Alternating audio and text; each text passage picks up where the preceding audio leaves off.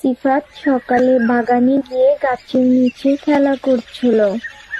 এই পাখিগুলো সারাদিন ডাকাডাকি করে, আমি গুলতি দিয়ে ওদের তাড়িয়ে দেব। সিফাতের কথা শুনে প্রিয়াটি গাছের ডালে কাঁপতে কাঁপতে বলে, আল্লাহ, আমাকে রক্ষা করো।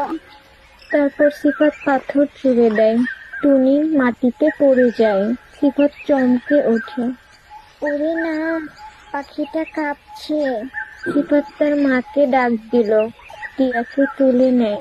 তারপর তার মা তাকে বুঝিয়ে বলল, বাবা, আল্লাহর প্রতিটি প্রাণী তার সৃষ্টি, তোমার কাজ রক্ষা করা, আঘাত করা নয়। আমি ভুল করেছি মা, এখন থেকে আমি কোনো প্রাণীকে কষ্ট দেব না। তারপর ধীরে সুস্থ হয়ে উঠল।